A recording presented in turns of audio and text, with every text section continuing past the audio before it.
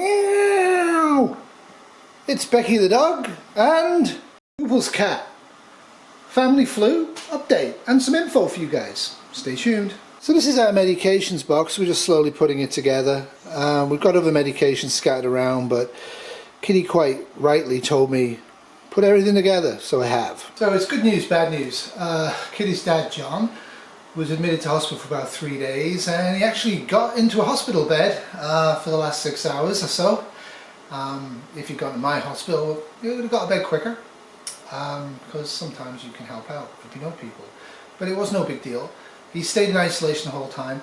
They did do respiratory swabs, and he had Influenza A, which is quite a serious variety, and they should admit you if you have Influenza A and severe weakness, which is what they in fact did.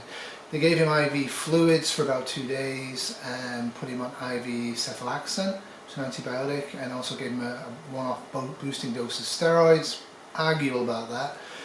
And yeah, so he's been discharged home now. He's going home on some medications, and just out of interest, I actually have those medications available for grit down, so I just thought I'd tell you what they are and why he's on them. For various reasons, people like Advil, ibuprofen. I'm not a big fan of that. It can have gastric issues and liver issues, and once you get over the age of about 40, you probably shouldn't be taking it. But look that up yourself, or as they say, do your own research. If you have blood disorders or liver issues because you're an alcoholic or whatever, don't take aspirin or Tylenol either. Look at the side effects of them. Tylenol, which this isn't, Tylenol is actually extremely effective at killing your liver. Take the amounts seriously on all these medications. Don't double up on the amounts.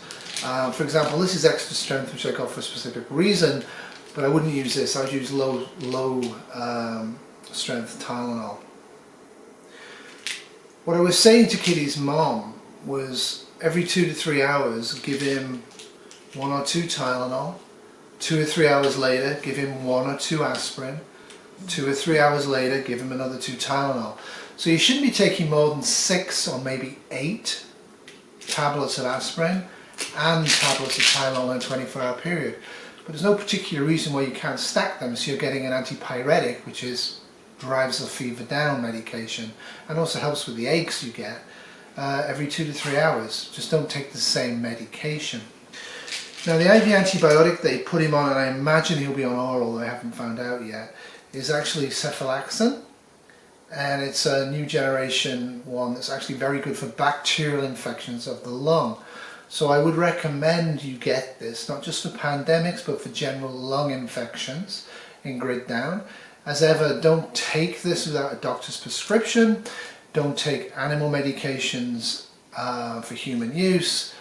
And whatever you do, don't die of a chest infection if there's no doctor or pharmacy available. The other medication they gave him was they gave him nebulizers of salbutamol, Ventolin. So we have these. There are various medication types of these. For the elderly and the weak and the young, capsules that you crush and just breathe normally work. These are pretty good. They work quite well as directed. Eventually this will break down, so it's long-term but not that long-term use. This is good to August 2021, but I'd keep it going. And basically you inhale it in, hold it, inhale it in, hold it. So if you're using inhalers of whatever type, you want to take salbutamol, Ventolin is the trade name, the blue one. Take that first, let that work. What that does is it opens up the small bronchioles, makes them wider. Pretty good for that. Then if whatever other types, there's a couple of types, but this is one of them. This is in French, and you probably want to see the English side. This actually is more of a steroidal. So you would never take this and then take the salbutamol, because you want this to coat the bronchial area, and salbutamol widens the bronchial area, so the blue always goes first. Now the other medication they don't have at our major regional hospital, they prescribed him and he's had already and started and he's going to go home on, is a much misunderstood medication. There is a new generation, a new medication which I haven't got access to, so I'm not going to talk about it because I guess you guys don't either, you might. But if you do, look up the side effects and contraindications very carefully. So this is actually Tamiflu. Tamiflu is utterly useless to protect you from getting flu. Okay? Do not take Tamiflu in a pandemic unless you have the flu. All it does is it reduces the length of infection by about 1 to 2 days and reduces, for some people, the severity of the infection. It does not in any way whatsoever protect you from getting flu. There is some suggestion that people under the age of 25, specifically males, tend to have massive hemorrhage in the brain if they take this stuff. But again, if it's prescribed by a doctor, etc., and the person seems to have flu to the point of maybe dying, I would certainly consider, if I had prescribed access to this, giving this. So that's the news from the home front, the real home front. Kitty's mom had the flu and probably infected her husband. She's now got it back again, so she's been in bed for like the last 24 hours. Now she stayed up for about 3 days and 3 nights looking after him when he was admitted. Kitty's also battling flu and she's stayed up as well a lot. I've stayed up a lot and also been working at school. So that's the other thing. In a pandemic, make sure you've got the food, make sure you've got the luxuries, make sure you've got the gasoline and the water and the propane and everything else. Because that is not the time to start staying up late at night, working really, really hard when you're not used to it, to have the necessities of life. You need to cruise through pandemic like a bull terrier. Find a sofa, have a book, take vitamin C, take vitamin D, take some zinc, keep hydrated, keep away from people, rest. If you then get the flu, you need good basic nursing care.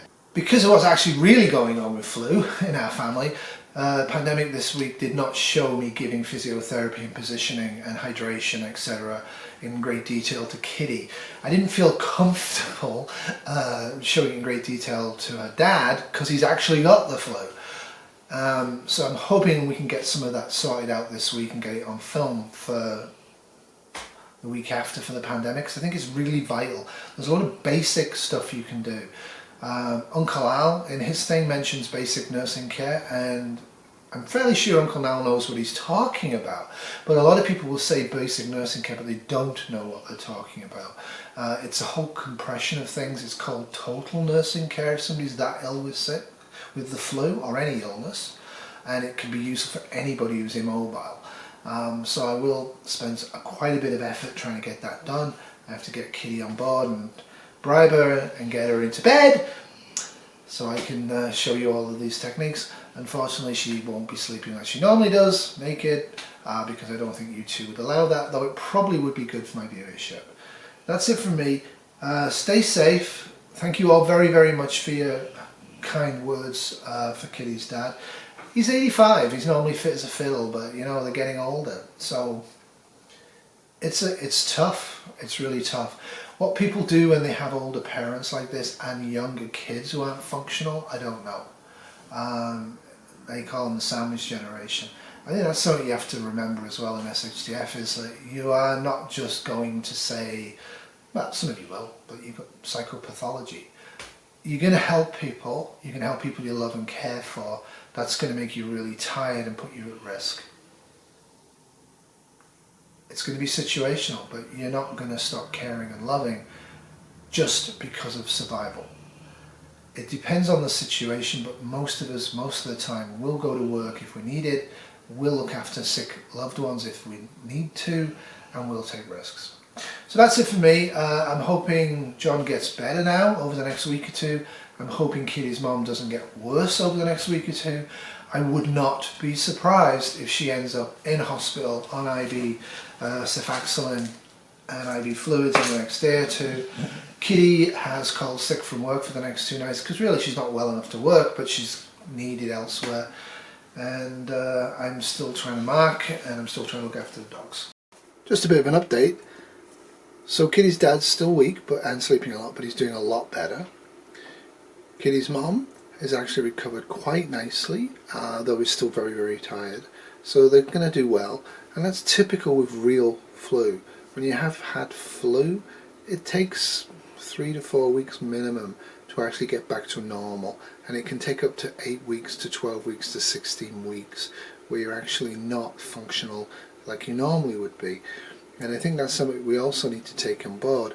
You know, if you have to chop wood every day and get water every day and feed yourself every day and do a fire every day, how realistic will that be in grit down? If you get a cold, not easy, but if you get real flu and everybody in the cabin gets real flu or everybody in the bug out location gets real flu, what's the alternative? What's the plan? Have one.